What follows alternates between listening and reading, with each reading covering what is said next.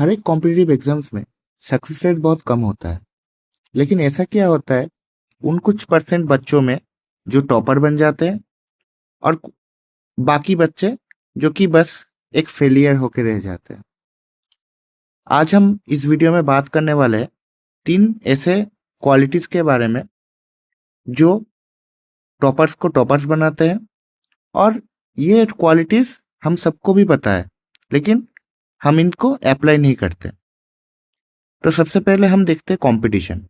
तो देखिए जैसे कि आपको इधर दिख रहा है, सक्सेस रेट जो है वो 0.5% से भी लगभग कम है। ठीक है, एटलीस्ट 1% से तो कम ही है। लेकिन एक बात अगर आप गौर कीजिएगा इधर कि जितने लोग अप्लाई करते हैं ना, यहाँ पे आप देख सकते हो कितने लाख लाख करोड़ों बच्चे अप्लाई करते हैं, लेकिन इनमें से आधे लोग एग्जाम देने जाते ही नहीं। और हम अगर इधर मान लेते हैं एमटीएस में 40 से 60 लाख, तो इधर शायद 20 लाख एग्जाम देने जाते हैं। और 20 लाख में भी शायद 5 से 8 लाख बच्चे सीरियस होंगे। ठीक है, तो कंपटीशन आपको ऐसे नहीं देखना कि कितने लोग अप्लाई कर रहे हैं, आपको कंपटीशन यानी कॉम्पीट खुद से करना है। आपको ये माइंड में रख के चलना है कि आज आपने जितना मेहनत किया है, कल उससे आप 1% ज्यादा करोगे। आपको दूसरों के साथ कंपेयर नहीं करना है। ठीक, तो देखिए जो पहला क्वालिटी है वो है कंसिस्टेंसी और सेल्फ डिसिप्लिन। तो जैसे कि आपने कभी शायद इस चीज को नोटिस किया होगा कि जब आप प्रिपरेशन स्टार्ट करते हो, डे 1 में आपका एनर्जी मैक्सिमम रहता है, आपका सारा टारगेट्स कंप्लीट हो जाता है। लेकिन जब तक आप एग्जाम के करीब पहुंचते हो, तब आपका एनर्जी ही नहीं बचता और पूरा मोटिवेशन डाउन हो जाता है।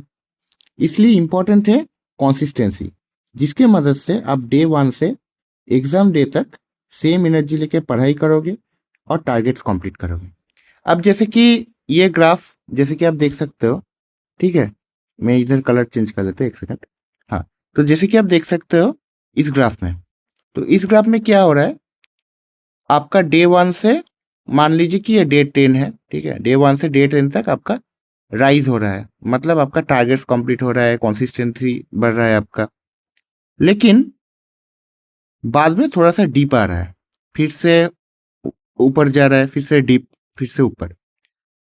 तो आपको ऐसे, या फिर आप नॉर्मल ऐसे भी रख सकते हो कि कंसिस्टेंसी, या फिर कभी आपके पास डीप हो सकता है इसमें, जैसे कि ऐसे हो गया, फिर डीप होके फिर नॉर्मल कंसिस्टेंट। लेकिन ये देखोगे आप कि डे 1 से डे 10 तक आप तो बहुत पढ़ाई कर रहे हो, फिर एक डीप आ रहा है, फिर डे 20 तक शायद आप फिर से आगे बढ़ रहे हो। लेकिन डे 20 के बाद आपका पूरा एनर्जी, मोटिवेशन सब कुछ डाउन हो गया और आपका पढ़ाई ही नहीं हो पा रहा। तो आपको कॉन्सिस्टेंट रहना है, आपको डेली बेसिस पे कुछ टारगेट रखना है और उस टारगेट को कंप्लीट करना है। ऐसा नहीं होना चाहिए कि आपने एक दिन 10 घंटा पढ़ाई कर लिया, फिर उसके बाद आपका पढ़ाई करने का मूड ही चला गया। तो आपको धीरे धीरे आपको ये माइंड में रख के चलना है कि slow but steady means the race. ठीक है, तो कंसिस्टेंसी, देखिए कंसिस्टेंसी और इधर मैंने लिखा है सेल्फ डिसिप्लिन, तो ये दोनों भाई जैसे, अगर दोनों का साथ आपको मिल गया तो आपका एग्जाम तो पक्का निकलने वाला है। अब कंसिस्टेंसी, जैसे कि यहाँ पे मैंने लिखा है कि जो कंसिस्टेंट होगा वो पक्का रिवार्डेड होगा, उसको कुछ ना कुछ मिलेगा लाइफ में। फिर पंक्चुअलिटी और ऑब्लिगेशन, जैसे कि आप टारगेट्स लिख रहे हो, आपका एक अकाउंटेबिलिटी बनते जा रहा है आपके मतलब खुद के ऊपर, और पंक्चुअल आप बनते जा रहे हो कि मेरे को ये टारगेट कंप्लीट करना है, या फिर कंप्लीट करूंगा तो आपको एक मतलब अच्छा महसूस होगा, प्रोक्रेस्टिनेशन कम हो जाएगा आपका। ठीक है, कि नेक्स्ट दिन करूंगा, कि कल करूंगा, परसों करूंगा, ये कम हो जाएगा। और एक और चीज इंपॉर्टेंट है कि फ्लो, मतलब बैड डेज, देखिए कभी कोई इमरजेंसी आ सकता है या फिर आपका तबीयत खराब हो सकता है, तो उस टाइम को आपको कोशिश करना है कि आपका अगर 100% है टारगेट्स, आप एटलीस्ट 50% कीजिए या फिर बहुत मतलब टाइम का क्रंच है तो आप 30% एटलीस्ट कीजिए। फ्लो आपको बस बनाए रखना है कि ठीक है स्टडी करना है। कोई भी दिन ऐसा छूटना नहीं चाहिए आपको कि ठीक है कल कर लूंगा, परसों कर लूंगा, अभी तो टाइम है, ये सब आपको नहीं सोचना है। ठीक है। अब कंसिस्टेंसी तभी रहेगा जब आप एक जगह पे अपने सारे टारगेट्स लिख लो और ट्रैक करो। ठीक है।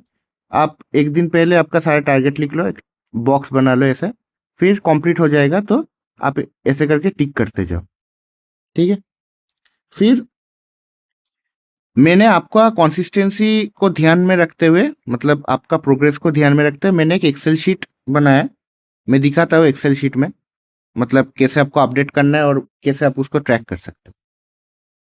तो जैसे कि मैंने आपको बताया था कि आपको डेली टारगेट्स लिखना है एक जगह पे, और उस हिसाब से ये एक्सेल शीट में क्या करोगे आप, ये एक्सेल शीट में मैंने ऑलरेडी डेट्स दिया है सितंबर तक। ठीक है, सितंबर 2027 तक ऑलरेडी मैंने दे दिया है। ठीक है। तो आपको यहाँ पे कुछ नहीं करना है। जब आपका सारा काम खत्म हो जाएगा दिन का, आपको इधर टोटल टारगेट्स में कितना टारगेट आपका आज था वो लिखना है और कितना आपने कंप्लीट किया है वो। ये ऑटोमेटिकली उस हिसाब से कंप्लीशन परसेंटेज कैलकुलेट कर देगा। और यहाँ पे जैसे कि आप देख सकते हो, इधर आपको एक कंसिस्टेंसी चार्ट मिलेगा। ठीक है, ग्राफ मिलेगा, लाइन ग्राफ, जहाँ पे आपको कंसिस्टेंसी, आप कितना कंसिस्टेंट रहे हो उस हिसाब से देखने को मिलेगा। तो मैंने इधर कुछ इमेजिनरी, जैसे कि मेरे को लग रहा था सही है तो उस हिसाब से मैंने डेटा फिल कर दिया है। तो उस हिसाब से आप इधर देख सकते हो। ठीक है। और ऐसे आपको ट्रैक करना होगा। आपको शायद 1-2 मिनट लगेगा या फिर उससे भी कम। ठीक है। फिर उसको आप इधर जाके, या मोबाइल में भी आप यूज कर सकते हो। तो बस आपको सेव कर देना है इसको, और फिर सेव करने के बाद आप रख दो। फिर नेक्स्ट दिन फिर से लिख लो, फिर से सेव कर लो।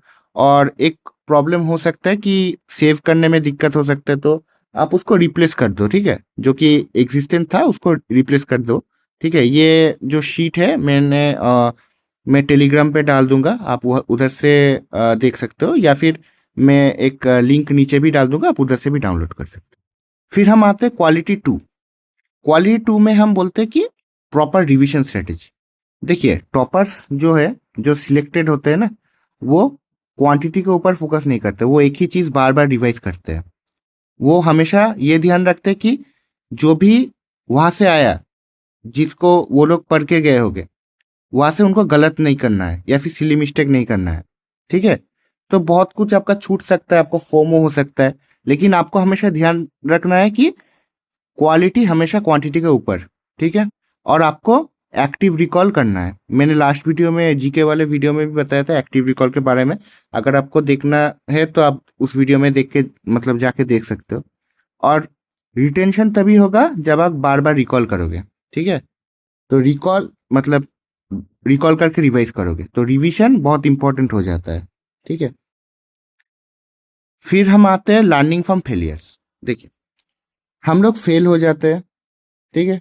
टेस्ट में मार्क्स कम हो जाता है। ठीक है। लेकिन ज्यादातर लोग ये नहीं सोचते कि उसका रीजन क्या है। आपको देखना है आपका फेलियर का कारण।